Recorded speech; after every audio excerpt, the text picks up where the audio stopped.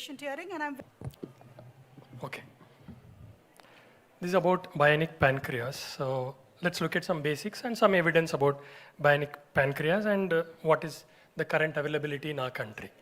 So the bionics definition I was just going through, and the last one through encyclopedia I felt very apt.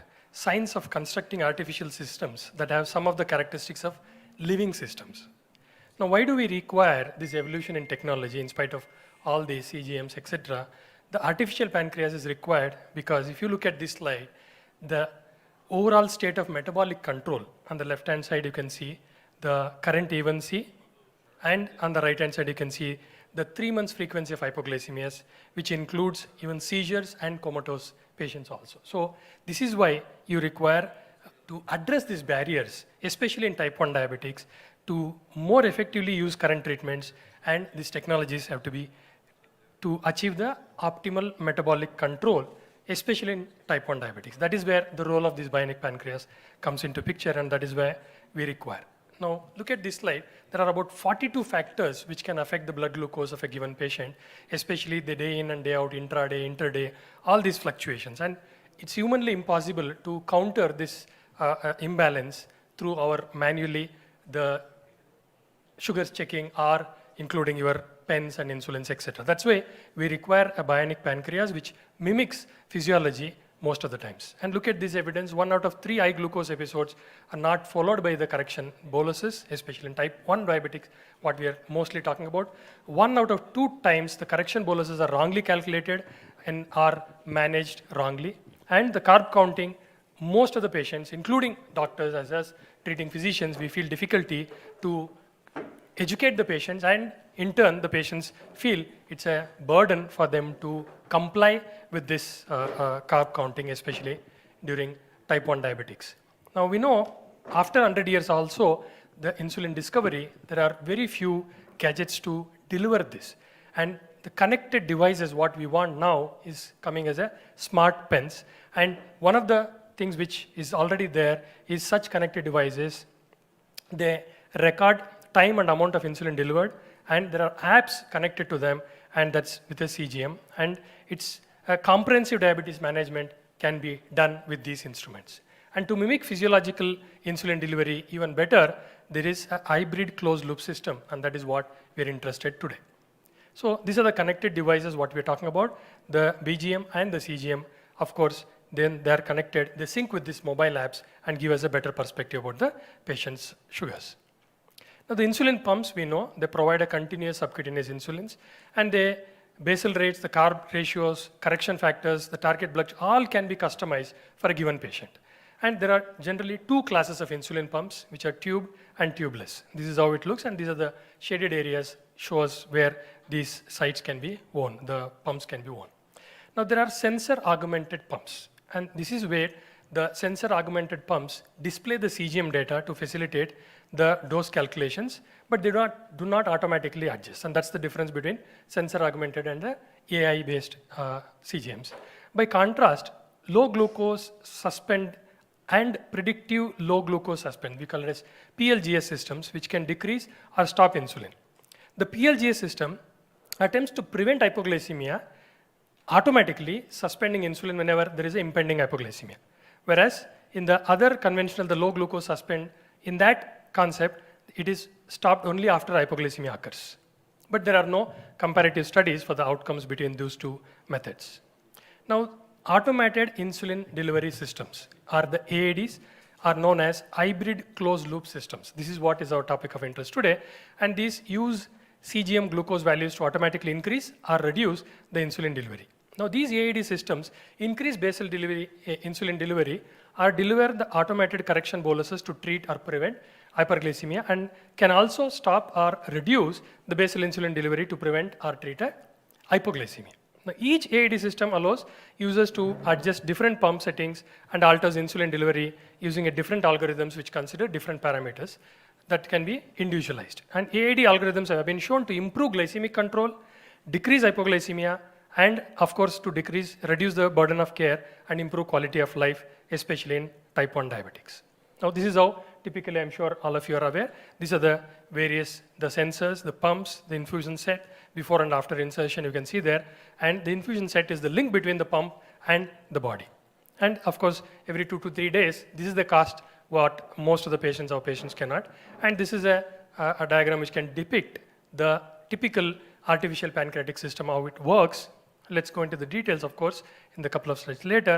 Now, this is how the evolution of CGM has happened over a period of time, and the evolution of automation, that is insulin pump therapy, along with the CGM. You can see there in Minimed, which is there, 670G, and then the latest one is the Bionic Pancreas. Of course, it is in 1979 which first started with this, and insulin pump is not new. Just to tell you, even the DCCT trial, the age old, it had more than 40% of the patients in the intensive arm on the insulin pumps. And of course, the goal of every insulin regimen is to mimic our physiology and of a healthy pancreas, and these pumps use basal bolus insulin delivery, which can literally almost mimic the physiology. Now, when using insulin pump therapy, with rapid acting insulin, you can intentionally program the pump to deliver different amounts of insulin throughout the day to better match the patient's basal insulin requirements. So, how many of us think that through the day, awake or sleeping, that the pancreas is giving the exact same amount of insulin all the day? So, this does not happen, and that is why the pumps are very, very handy to handle this. Of course, just to show you the history, 1963, Dr. Arnold Kadish was the first insulin pump you can see, and the Biostator, the Dana pump. This was the official, of course, one of the commercialized first Minimed insulin pump. And of course, the Minimed introduced the first popular insulin pump, Minimed 502, way back in 1983. And this system soon underwent significant improvement in size and programmability. Done? Okay. 2004, the insulin pumps in India, it started coming up, and where it was available, and of course the longer time it was required for patients to educate and also to adapt by the physicians. So this was one of the Paradigm 722 which came in October 2006 to our country. And of course later on the transmitter size was diminished, as you can see in size, and this is the real-time CGM which I am showing, and of course this depicts the various developmental programs in the CGMs and the pumps. Now, Bionic Pancreas, it contains basically 3 components: the CGM, the programmer, and the insulin infusion pump. We know the CGM, it tracks the blood sugar levels every minutes, and using a tiny sensor which is inserted under the skin, and the sensor wirelessly sends the information to a programmer, which calculates how much insulin is needed and signals the insulin infusion pump. And of course the pump delivers the small doses of insulin throughout the day when the blood glucose levels are not in your target range, and there are different types of insulin pumps. So essentially, this figure shows the components and mechanism of how artificial pancreas or the bionic pancreas work. You can clearly see there. And the bionic pancreas, the specialty, it's a bihormonal secretion of both insulin and glucagon is combined, and it's an integrated CGM which fully automated, and the bolus priming can be done on the type of breakfast and the size of the meal also, which can be individually designed. And of course, they are based on the hypoglycemia minimizer. They've been classified as the first generation, second generation, and the third generation. For example, generation 1, it's called very low glucose insulin half pump, where the pump shuts off completely when user not responding to low glucose alarm. Whereas if you see in second generation 4, automated basal or hybrid closed loop, where the closed loop at all times with mealtime manual assist boluses. Whereas if you see the last one, third generation, 6th one, it's fully automated and there is no manual at all, and it's a closed loop, complete closed loop. And this is what I was talking about, how it shuts down when the sensor senses before the hypoglycemia sets in. Now, Dr. Demenio said it is a platform that makes a great drug better. That's what is insulin after 100 years, wherein the past studies have clearly shown the automated insulin delivery have repeatedly shown that insulin needs very dramatically from day to day and including in the night. For example, type 1 may require 10 units, 7 units, 13 units on different days, and systems like Bionic Pancreas only can adapt to these variations of insulin needs. Every 5 minutes in a personalized manner, the insulin can be delivered. And the best part is only the body weight information is needed to begin the dosing of insulin and glucagon both, and limitations, of course, the low batteries, delayed action of subcutaneous infusion insulin, incorrect adaptations of control algorithms, sensor unavailability due to loss of communications or non-compliance of the patient, and of course, when it comes to the pump, the infusion set can occlude, set leakage, dislocation hardware, and since it's a bihormonal system, again, the problems related to that each system, switching of insulin and glucagon correctly has to happen. If one gets off, then all these are technical problems. Now let us look at the evidence, the effect of bionic pancreas on glycemic control. You can very clearly see there the mean blood glucose and the time spent below 70, how it has improved with the bionic pancreas. And this is another paper which talks about the outpatient overnight glucose control with dual hormone artificial pancreas versus single hormone artificial pancreas or conventional insulin therapy. All three arms have been compared in type 1, which is an open label randomized control trial. And these are the baseline characteristics, and these are the conventional, the single hormone, and the dual hormone comparison. You can very clearly see here in this slide the results of patients with at least one hypoglycemic event, the median time of hypoglycemia, and of course the number of hypoglycemia events. You can see on the dual hormone artificial pancreas, it's literally 0 when you compare with the conventional and the single hormone.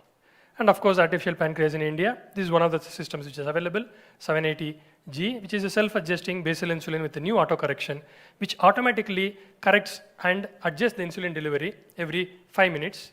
And this is the 3 components of this, which is available. In a country, it's about 6 lakhs. And that's the limiting factor for most of our patients which are needy.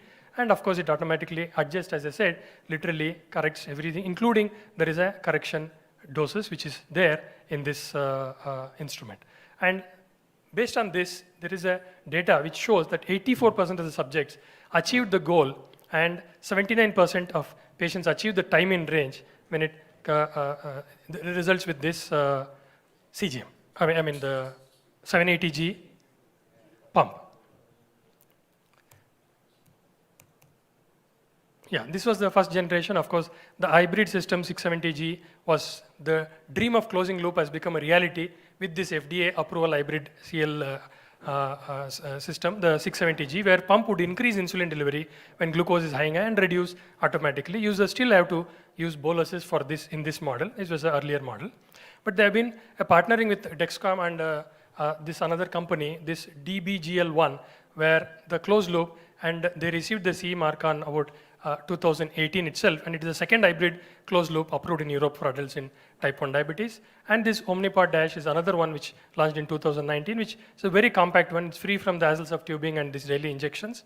And of course, this is one, the "We are not waiting," the hashtag which became a rally cry among the citizen hackers, basically, where they used the various apps in the Apple phones, the Android phones, all that, to combine with the available pumps.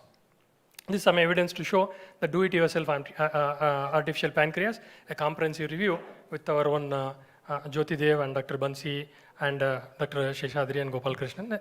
They showed that improvement in quality of life, this is an Indian study which I'm quoting, quality of life after being on pump was appreciated by 92%, and the level of satisfaction was rated as fully satisfied by 52% responders.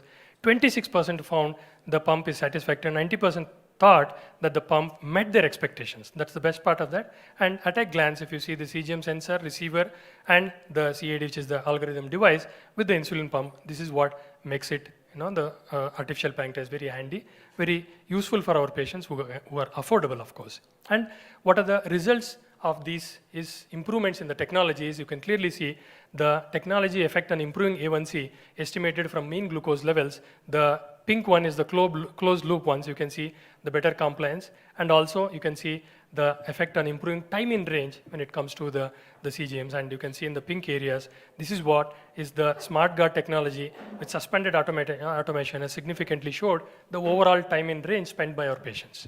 And of course, the unanswered questions remains. Whether it is justifiable to add glucagon to the artificial pancreas is a challenging question to answer. Single hormone and the dual hormone systems are yet to be compared in larger and longer period of studies with important endpoints such as incidence of severe hypoglycemia and A1C concentration.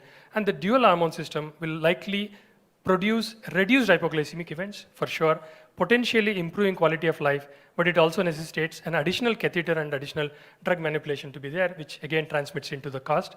And of course, cost we need to keep in mind whenever in our country. Thank you very much for patient hearing.